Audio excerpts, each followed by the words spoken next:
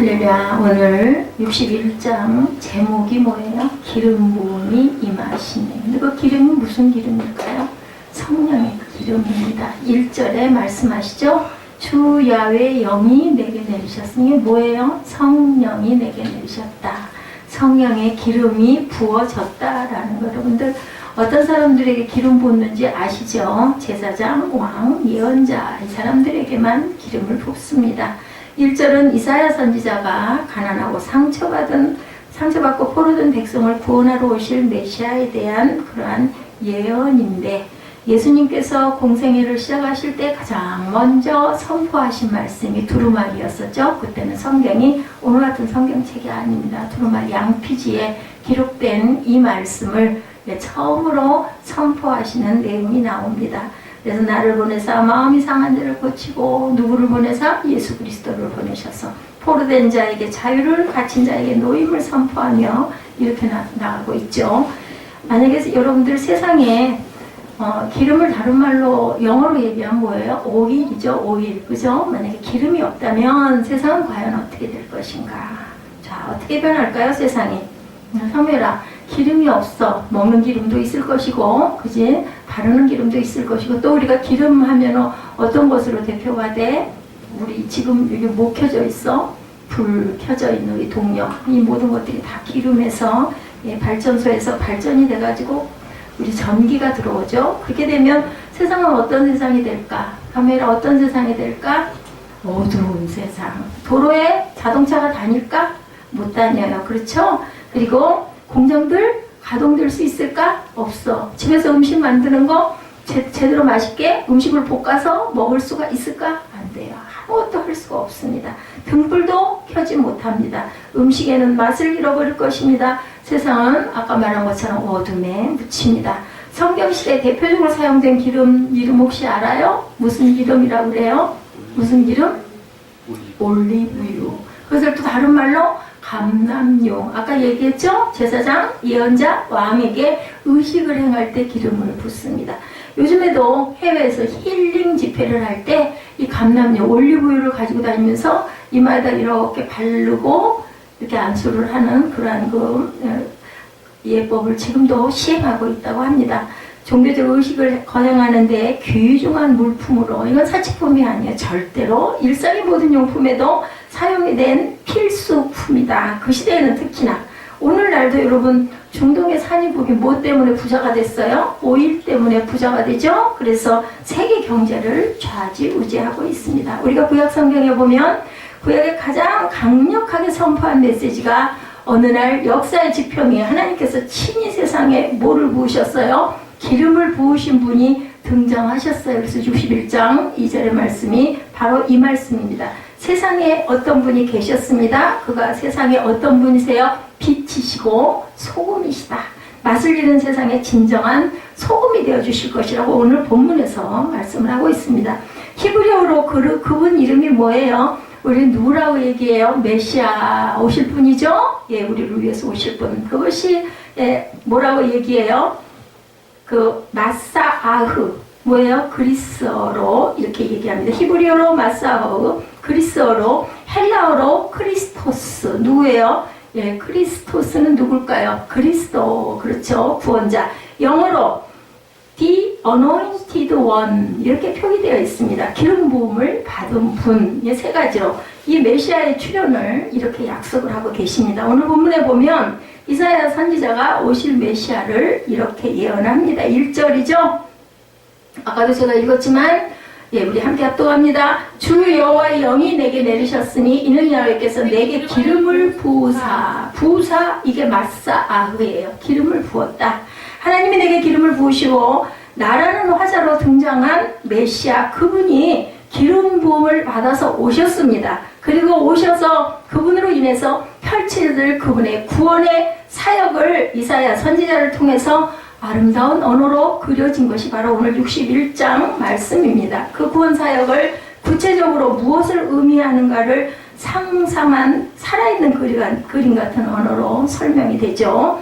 기름을 부으심 받은 그분이 우리 마음속에 찾아오시는 그 순간 중요한 것은 나도 기름 부음 받은 자로 이 세상에 선하고 거룩한 영향력을 끼치며 세상을 치료하는 자로 살아갈 수 있다라는 놀라운 약속이 오늘 이 61장의 말씀입니다. 이 메시아가 기름 부음 받은 그분을 통해서 펼쳐질 여호와 영이 기름 부으심이 우리에게 임할 때 본문 마지막 절 11절 말씀 우리 합독하는데 이렇게 된다라고 약속을 하시죠. 11절입니다. 땅이 싹을 내며 동산이 거기 뿌린 것을 움돋게 한 같이 주 야훼께서 공의와 찬송을 모든 나라 앞에 솟아나게 하시리라. 그래서 제가 아까 그 찬양 마음이 상한 자를 고치시는 하나님 이 가사를 잘 기억하시기 바랍니다. 모든 나라마다 모든 삶의 양양마다 찬송이 솟아나는 놀라운 일들이 일어날 것이다. 어떨 때 우리 찬송해요? 찬양 어떨 때요? 기쁠 때 하죠. 또 때로는 너무 마음이 갈급할 때, 너무 마음이 슬플 때 제 대신 화관을 주시는 하나님이 우리에게 찬양의 마음을 주시죠. 찬양을 하고 나면 마음이 풀리지 않습니까? 여러분들 마음에 기쁨이 넘치지 않습니까? 찬양을 입을 때서 할 때까지가 어렵지 찬양하기 시작하고 찬양하고 나면 회복이 됩니다. 성령의 기름 부으심이 임하심으로 일어날 놀라운 사역에 대해서 말씀을 하시는데 자, 일어날 그 사역이 어떤 것일까? 여호와의 영의 기름 부음이 임할 때 구체적으로 나에게 어떤 사건을 의미할까? 첫째입니다. 상한 마음이 치유를 얻는다. 아까 우리 찬양할 때 그랬죠? 상한 마음을 치유하시는 주님. 마음이 상한 자들, 이 표현이 영어 성경에는 더 broken hearted 이렇게 나왔어요. 우리는 세상을 살면서 숱한 사건을 경험할 때마다 어떻게 해요? 브로큰 하티드 마음이 자꾸 깨어집니다. 상처를 입습니다. 우리가 세상을 살아가는 세월만큼 어쩌면 우리 마음속 상처가 점점 골이 깊어지고 넓어집니다. 우리 얼굴에 나이가 들면 뭐가 생겨요? 주름살이 생겨요. 뭐 요즘에는 뭐 젊은 아이들도 우리 사무엘도 보니까 이마에 주름살이 있는데 이런 주름살이 있기도 해요. 태어날 때부터 어떤 아기는 목에 주름살이 이렇게 푹푹 패여있는 이런 갓난아이들도 있기는 합니다. 그리고 또 나이가 들어도 요즘에는 주름살을 많이 볼 수가 없어요. 그죠? 뭐 보톡스도 있고 뭐 여러 가지 시술로. 그래서 요즘에는 재밌는 얘기기는 하지만 옛날에는 뭐 아기 그 소녀에서 그 다음에 처녀가 되고 그 다음에 결혼을 하면 아줌마가 되고 그 다음에 할머니가 되는데 요즘에는 그게 좀 바뀌었다고 그러죠. 소녀에서 처녀가 되고 그 다음에는 아줌마 되고 그 다음에는 할머니는 어디로 간 데가 없고 보톡스 아줌마가 된다 이런 얘기가 있기도 합니다. 이렇게 의학의 발달로 인하여서 주름살을 없앨 수는 있는데 우리 마음의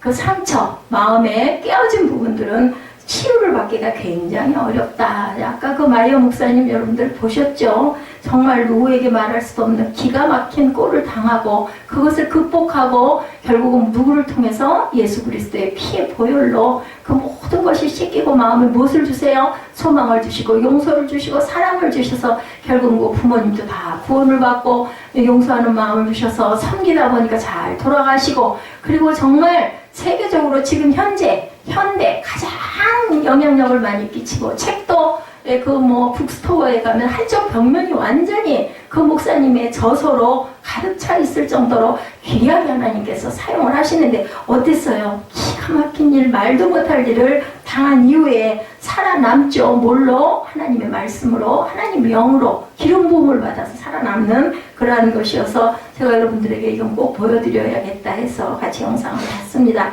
아까 말씀드린 대로 어때요? 자, 얼굴의 상처는 이렇게 우리가 지울 수도 있는데 마음의 상처는 이제 간단하게 치료가 되지 않습니다. 그런데 복음, 뭐예요? 복음을 영어로 굿 뉴스 이렇게 얘기하죠. 성령의 기름이 부어지면 마음의 상처가 치료된다. 뭐가 부어지면 굿 뉴스가 우리에게 부어지면 성령의 기름이 우리 마음의 상처를 치유한다. 뭐가? 성령께서 그죠? 기름 부음으로 성령시대 대표적인 기름은 아까도 말씀드렸지만 올리브유, 감람유입니다. 올리브오일로 상비약처럼 가지고 다니면서 곤충에 쏘일 때 이모니 완동통치예요. 그 시대에 보면 외상, 상처나 또 배탈이 났을 때도 올리브유를 마시면 깨끗이 나았다고 그래요.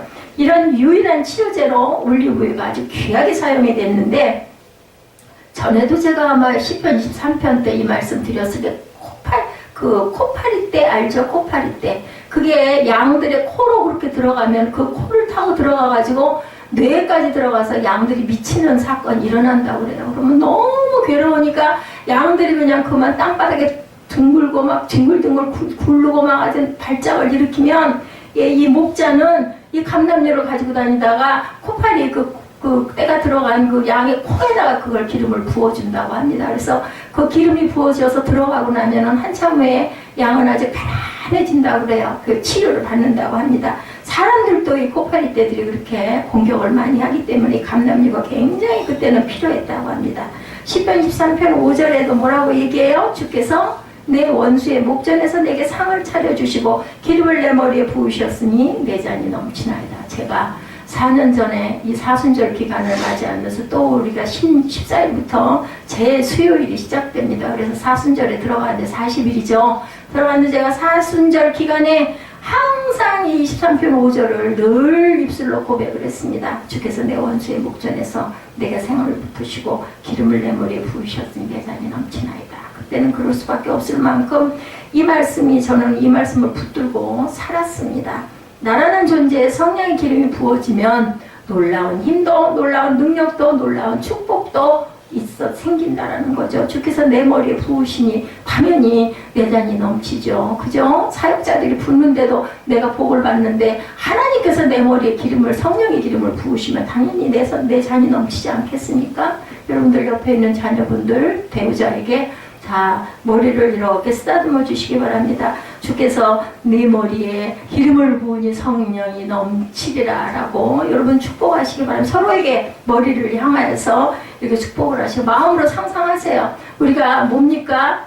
제가 9시 예배도 말씀을 드렸지만 안수받는 걸 그런 마음으로 받으세요. 주의 종이 대단치 않든 대단하든 믿음을 가지고 하나님이 성령이 대신 손을 얹어서 기도한다라고 그리고 선포하는 주의 종의 그 선포를 그대로 받아들이시기 바랍니다. 그러면 뭐예요? 내 잔이 넘치나이다. 아멘? 네, 이사야 66장 이사야서가 몇 장이에요? 66장까지 있어요. 사무엘 뭐하니? 자, 66장 전체는 또 줘라. 응? 그 시대 상황 속에서 주저앉고 낙심하고 상처받고 지쳐있는 백성들에게 주시는 치유의 선포예요. 이사야 그 장 1장에서 66장 전체가. 자, 성경이 몇 권이에요? 66권이에요. 이사야서가 몇 장까지? 66장까지 있어요. 공통적이죠? 좀 그렇죠? 예, 그렇습니다. 시작되는 1장에 하나님의 선포. 우리 이사야 1장 6절 볼까요? 뭐라고 말씀하셨나? 이사야 1장 6절. 자, 사무엘아 성경을 부지런히 자꾸 따라와. 자, 이사야 1장 6절. 자, 시작. 발바닥에서 머리까지 성한 곳이 없이 상한 것과 터진 것과 새로 맞은 흔적뿐이거늘 그것을 짜며 싸매며 기름으로 부드럽게 함을 받지 못하였도다. 자, 이 상한 것과 터진 것과 얻어맞은 흔적 이 모든 것을 그저 기름으로 싸매고 부드럽게 하지 못하면 얼마나 아프겠는가. 기름이 임하지 않은 인생, 기름을 경험해보지 못한 인생들의 머리끝부터 발끝까지 상한 곳이 없이 꿈틀거리는 고통스러운 모습들을 1장 6절에 이렇게 묘사하고 있습니다. 그런데 성령의 기름이 부어지면 고통과 상한 회복이 일어난다. 예, 이 말씀이에요. 그래서 우리는 이 놀라운 은혜를 사모하며 부르는 가스펠송, 아까 여러분들 함께 저와 함께 말씀 들어가기 전에 찬양했었죠. 마음의 상한 자를 고치시는 주님 누구세요? 하늘의 아버지 날 주관하소서. 우리를 주의 길로 인도하사 자유케 하소서. 새 일을 행하사 자유케 하소서. 의에 줄이고 목이 마르니 성령의 기름 부으소서. 그렇죠. 성령의 이름을 우리가 사모하셔야 된다는 거죠. 오늘도 성령의 기름 부으심이 일함으로 치유의 역사, 구원의 역사, 권능의 그 임재가 이루어지시는 저와 여러분 되시기를 주의 이름으로 축복합니다. 오늘은 더구나 성찬 일이죠. 항상 무엇을 임할 때 그 마음을 가지고 임하세요. 아까 옆 사람에게 축복을 할 때도 주의 기름이 부어지나이다 라는 것을 전심으로 상상하면서 축복을 하면 우리는 다 왕같은 제사장들이기 때문에 그 축복이 임합니다. 근데 뭐 그냥 하려니까 한번 하지 뭐 이런 마음으로 하시지 마시기 바랍니다. 여호와의 거룩한 영이 임하면 첫째 뭐라 그래요? 예, 상한 마음의 치유 약속하셨죠. 두 번째로 포로된 자가 자유를 얻는다. 자, 이사야 선지자가 전한 복음이 계속됩니다. 마음이 상한 자를 고치실 뿐 아니라 포로된 자에게 자유를, 그리고 갇힌 자에게 뭐를? 노임을 선포하고 있습니다. 포로에게 자유보다 더 소중한 것이 어디 있겠어요, 그죠? 예, 그 유치장에 뭐 단 하루만, 이틀만 구속이 됐다가 풀려나도 하는 소리가 나는데, 포로는 어때요? 언제 풀릴지 알 수 없어요. 죽을지도 몰라요. 그냥 포로 생활하다가 결국은 포로로 죽어버릴 수도 있습니다. 그러니 얼마나 그게 귀하겠습니다. 귀하겠습니까? 갇혀있는 자에게 노임보다 귀한 것은 없습니다. 사람은 가둬놨어, 방에다가. 예, 그런데 놓여줘. 이제 네 마음대로 다니라 하면 정말 그래서 세상에 있는 새를 풀어주는 그런 일들도 있다고 그러죠. 그리고 뭐 고기를 잡아가지고 도로 놔주고, 그죠? 그런 일들도 한다고 합니다. 그런데 구약 성경에 보면 하나님께서 그 시대에 갇혀있고 포로된 자들에게 실제적으로 더 자유를 경험할 수 있는 놀라운 은혜의 장치 하나를 만들어 주셨어요. 여러분들 혹시 아시겠어요? 그때를 가리켜서 하나님의 무슨 해? 은혜의 해라고 성경은 증거합니다. 본문 2절이죠? 우리 함께 읽어볼까요? 야훼의 은혜의 해와 우리 하나님의 보복의 날을 선포하여 모든 슬픈 자를 위로하되, 이렇게 나오죠. 여호와의 은혜의 해, 이게 뭘까? 그죠? 다른 말로 말하면 그 시기를 희년, 자, the year of jubilee, 기쁨이 폭발하는 해. 네, the year of jubilee입니다. 예, 기쁨이 폭발하는. 그때는 여러분들 희년이 몇 년마다 돌아와요? 7년마다 돌아오는데 7년도 감사해요. 휴식의 해기 때문에. 그런데 7년이 몇 번? 7번. 77이 49죠. 그래서 50년째 되는 희년이 돌아오면 그게 희년인데, 감옥에 갇힌 자들이 다 풀어져요. 그리고 땅을 팔아먹었어. 그런데 그 땅도 다 돌려줘야 돼, 주인한테. 여러분들 신나겠죠? 그죠? 예, 우리 집이 지금 계속 부금을 부어가고 있어 힘들잖아요. 근데 50년이 되면 그냥 아무것도 없이 다 풀어줘. 그리고 빚도 다 없어져. 그리고 땅을 팔아먹어서 땅도 다 돌려줘. 종으로 같은 사람도 종도 다 풀어줘. 살 판이 난 거야. 근데 꼭 얼만큼 살아야 돼요? 50년을 살아야 돼. 20살짜리가 70살이 돼야 풀어주는데, 그 시대에는 그렇게 오래 사는 사람이 많이 있었을까 모르겠습니다. 내가 얻었던 모든 빚에서 자유해진다. 정말 기가 막힌 좋은 장치 아니에요? 그런 희년, 그죠? 기쁜 해라는, 기쁨이 폭발하는 해. 종도 놓아주고 팔았던 땅도 돌려주고 빚도 다 없어요. 이제는 아무것도 없어. 이것이 바로 은혜의 해, 희년입니다. 기가 막히게 좋은 그런 그 제도를 두셨죠. 온전히 하나님이 주신 자유의 은총을, 그 배려를 받는다면 얼마나 좋을까. 그런데 2000년 전에 예수께서 이 땅에 오셔서 나사렛에 있는 회당에 들어가셔요. 이 부분이 누가복음 4장 16절에서 20절에 나타나 있죠. 예수님이 회당에 들어가서 공생애를 시작하시면서 아까 말씀드린 대로 두루마리 성경을 펼쳐서 읽어요. 그 첫 봉독이 바로 이사야 61장의 말씀이에요. 우리 한번 볼까요? 저기 누가복음 9장 4절, 누가복음 4장 16절부터 우리 20절까지 한번 봅니다. 뭐라고 말씀하셨는지 같은 말씀이 여기 나와 있거든요. 예수님이 읽으신 부분이에요. 자, 우리 함께 누가복음 4장 16절 우리 함께 봅니다. 예수께서 그 잘하신 곳 나사렛에 이르사 안식일에 늘 하시던 대로 회당에 들어가서 성경을 읽으려고 서심해 선지자 이사야에게를 드리거늘 책을 펴서 이렇게 기록된 데를 찾으시니 주의 성령이 내게 임하셨으니 이는 가난한 자에게 복음을 전하게 하시려고 내게 기름을 부으시고 나를 보내사 포로된 자에게 자유를, 눈먼 자에게 다시 보게 함을 전파하며 눌린 자를 자유롭게 하고 주의 은혜의 해를 전파하게 하심이라 하였더라. 20절에 책을 덮어 그 말을 그 맡은 자에게 주시고 앉으시니 회당에 있는 자들이 다 주목하여 보더라. 예수님을 다 주목해서 봤다라는 거죠.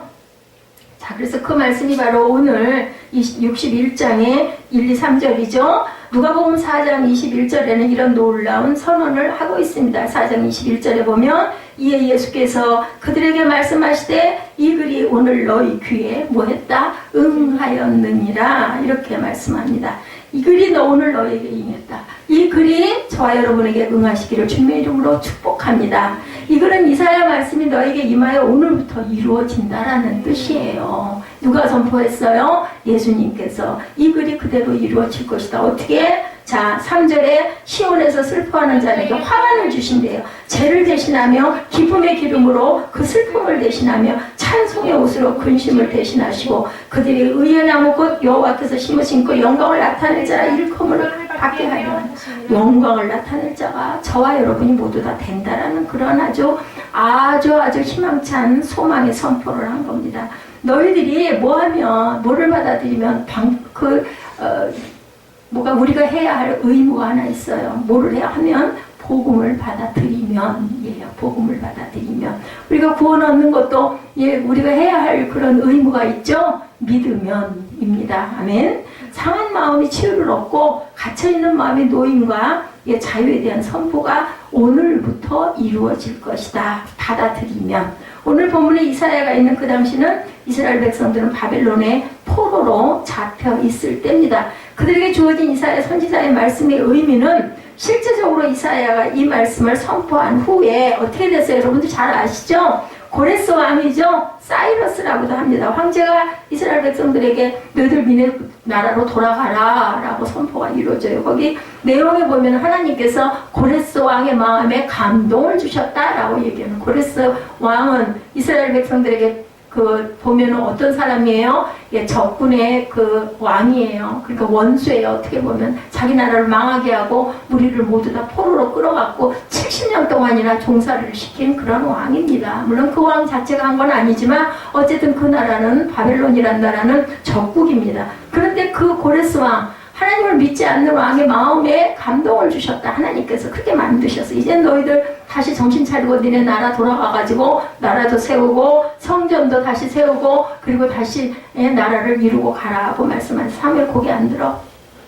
너 저 뒤로 가. 그렇게 고개 꺾고 앉아있으려면. 그래서 어쩌고 저쩌고 얘기는 잘하고는 왜 고개를 쳐박고 그렇게 잠자기로 작정을 해. 그들은 육체적으로 자유를 얻긴 했지만 온전한 자유는 정치적 자유뿐만이 아니라 뭐예요? 궁극적인 우리 마음을 얽매우고 있는 깊은 어둠의 상처를 걷어내야 될 마음의 치유가 참 메시아 되신 예수의 오심으로 온전한 해방과 자유를 얻을 수가 있게 됐다. 그는 진정한 희년, 구원의 축복을 선포하신 거예요. 누가? 예수께서. 우리의 세상살이의 비탄감뿐만이 아니라 십자가의 죽으심으로. 여러분들 굿뉴스가 어떤 거예요? 혹시 아세요? 굿뉴스 자체가 어떤 거예요? 자, 좋은 소식. 맞아. 좋은 소식인데 그 좋은 소식이 어떤 거? 자, 성민아, 그 좋은 소식이 어떤 거? 자, 한번 누가 설명해 볼 수 있는 사람? 이렇게 하자면. 좋은 소식. 그냥 설교만 하지 말고 이렇게 하자면. 네가 그랬잖아. 좋은 소식. 그러니까 좋은 소식이 구체적으로 예자 어떤 소식이야? 예수님이 오셔서 우리에게 굿뉴스를 주셔서. 굿뉴스라는 뜻이 구원. 우리말로 어떤 말이야? 굿뉴스라는 뜻을 풀어서 얘기하면 좋은 소식이 뭐야? 응? 좋은 소식이 좋은. 우리말로 얘기하면 한 문자로 뭐라고 나와 있어? 복음이야. 복음. 그럼 그 복음은 뭔가? 맞아. 구원. 그리고 또 하나가 있어. 구원만 하면 굿뉴스가 반쪽이야. 부활? 그렇지. 오, 100점. 근데 보너스 줄게, 사무엘아. 응? 굿뉴스는, 복음은 구원과 부활이야. 구원만 있고 부활이 없으면 예수를 믿을 필요가 없는 거야. 그치? 알았지? 무슨 말인지. 역시 우리 사무엘은 대단해. 어쩌고 저쩌고 하길래, 아까 쫓아와가지고 하길래 내가 그랬어요. 네가 해.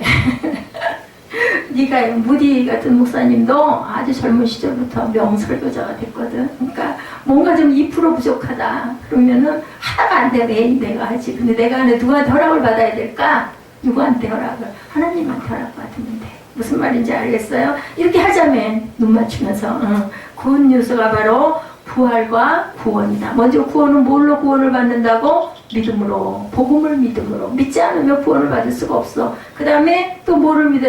사람들이 대개는 구원은 믿어. 예수님이 오셔서 예수님의 돌아가심으로 해서 우리가 구원을 얻었습니다. 그거는 믿는데 믿는 사람들의 대개의 질문은 물음표는 뭐냐? 아직까지도 물음표는 뭐냐? 부활. 진짜 부활하셨을까? 그게 물음표라는 거야. 근데 그걸 믿지 않으면 성경이 여러 곳에 증거를 하고 있거든. 그러니까 우리는 복음을 믿어야 되잖아. 복음이라는 게 뭐야? 성경 66권이 복음이야. 그거를 믿지 않으면 예수를 믿는 게 아니야. 근데 성경 66권 안에는 전부 다 나와 있는 게 구원과 부활에 대한 말씀만 나와 있어. 그럼 그거를 안 믿으면 예수를 믿는 게 온전히 믿는 게 아니다. 돌아가시고 끝났으면 아무 소용이 없어. 예수님이 사셨기 때문에 우리도 부활이 있다라는 걸 꼭 믿어야 된다. 무슨 말인지 알지? 그러니까 저보고 이렇게 하라는 거죠. 그 부분을 우사님은 너무 성경 말씀 위주로만 줄줄줄 하시다 보니까는 자꾸 졸게 된대요. 그렇다고 저보고 이렇게 얘기를 하라고 그래. 그래서 지금 얘기를 하는 거야. 그러니까 너는 대답할 의무가 있어. 알았어? 내가 물어보면 꼭 대답을 해야 돼. 근데 오늘 100점이야. 자, 역시 그래도 그동안 10수년 동안 예수를 믿고 안고 다니고 태어나서 2주 때부터 삼일은 교회를 갔어. 헌화식 하러 가. 우리 예지도 마찬가지고 예지는 3주 때부터 헌화식을 드렸고 하나님께. 자, 우리 세상살이의 비탄감이 중요한 게 아니라 아까 희년에 대한 얘기했죠? 우리의 죄를 다 탕감해 주시고 또 플러스 영원히 산대. 영생을 주셔서 얼마나 신나는 일이에요. 여러분들 안 신나요? 신나요. 맞아요. 고개 숙이지 마세요. 고개를 드세요. 그죠? 더 나아가 그는 사단마귀에 눌린 자들을 예수 이름으로 축사하시고 눌린 사람들을 축사했어. 축복 기도를 하시고 자유하게 하는 일들을 행하셨다. 아까 희년에는 모든 죄도 모든 빚도 그저 모든 종살이도 다 풀려나가는 것도 중요하지만 그건 우린 육신적인 세상적인 것이고 그것뿐만 아니라 우리 죄도 다 풀어주시고 그 다음에 너는 영원히 살리라 라고 축사를 했다는 기가 막힌 일이에요. 그 예수님의 공상의 사역에 어떻게 했어요? 많은 치유를 하고 다니시죠. 다니시면서 귀신 들린 자 쫓아내고 안전뱅이도 일으켜 세우시고 물도 포도주로 막 변하시고 오병이어의 기적도 일으키시고 계속 축사하고 다니시면서 그것을 몸소 행하셨다. 기독교 치유의 전통 속에는 기름을 바르면서 축사하는 전통이 아까 말씀드렸던데 지금도 외국에는 많이 힐링 집회 때마다 이마에다가 이렇게 기름을 감람유로 바른다고 합니다. 기름을 바른다는 게 뭐 꼭 그걸 발라야 어떤 역사가 일어난다 안 일어난다 그것의 논란이 중요한 게 아니라 하나의 귀한 성스러운 의식으로 그렇게 행하고 있다는 거죠. 야고보서 5장 14절 봅니다. 사무엘이 앞으로는 딱 소망이 생기면 딱 자막을 탁탁 띄워 옛날처럼 그러면 이제 시간이 안 걸리고 일부러 안 찾아도 탁 읽으면 돼. 근데 장단점이 있어. 내가 찾아서 읽으면 성경도 빨리 찾게 되고 더 집중하게 되는데 그냥 자막 보고 읽으면 그냥 읽고 넘어가는 게 있거든요. 야고보서 5장 14절입니다. 너희 중에 병든 자가 있느냐? 그는 교회의 장로들을 청할 것이요. 그들은 주의 이름으로 주의 기름을 바르며 기도할 때 여기 나오죠? 주의 이름으로 기름을 바르며 이런 게 나오기 때문에 그냥 성경 내용 그대로 기름을 바르면서 기도하고 축복을 해주신다.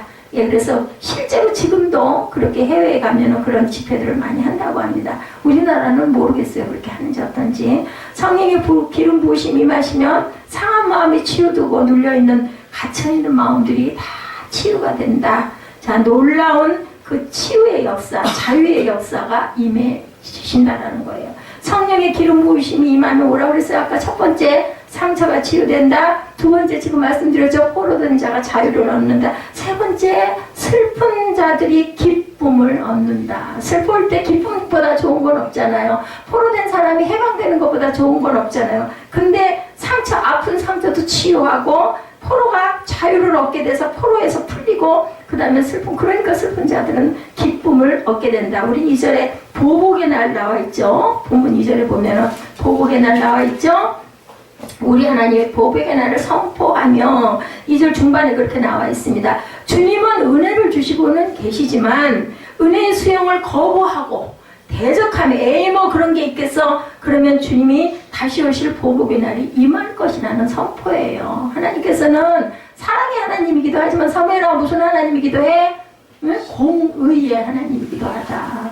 눈 감고 고개 내리지 마. 아까 많이 피곤하다고 그러던데 이해는 하겠는데 조금만 참아. 다 끝났어. 자, 그렇게 보복의 날을 임하게 될 것이라는 걸 너희들 생각하라고 말씀을 합니다. 그래서 2절 마지막에는 모든 슬픈 자들이 위로를 받는다. 그러니 여러분들 조금 견디고 참았다가 위로를 받는 게 좋겠어요? 보복을 받는 게 좋겠어요? 뭐 바보도 알죠? 이거는 3절에는 뭐라 그래요? 이 세상에서 받을 수도 없는 것이 바로 놀라운 기쁨, 희락, 찬 찬송에 대해서 말씀을 하고 있습니다. 3절에 뭐라고 말씀하세요? 무릇 시온에서 슬퍼하는 자에게 화관을 주어 그 죄를 대신하며 기쁨의 기름으로 그 슬픔을 대신하며 찬송의 옷으로 그 근심을 대신하시고 그의 의의 나무꽃 야훼께서 심으신 그 영광을 나타낼 자라 일컬음을 받게 하려 하십니다. 얼마나 귀한 말씀이에요. 그냥 읽기만 해도 저는 너무너무 신나던데 여러분들 안 그러세요?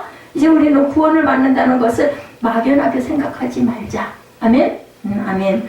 그리고 우리가 잊고 있는 구원의 의미를 구체적으로 풀어서 말씀해 주셨어요. 슬픔에 젖됨에 주저앉아 탄식하지 말고 기쁨의 화환을 들어라. 꽃다발을 들어라. 슬픔 대신에 기뻐할 거고 한숨의 탄식인 근심 대신에 찬송해라. 이렇게 3절에서 말씀하고 있습니다. 이것이 바로 성령의 기름 부음을 입은 저와 여러분들의 모습이 되어야 한다.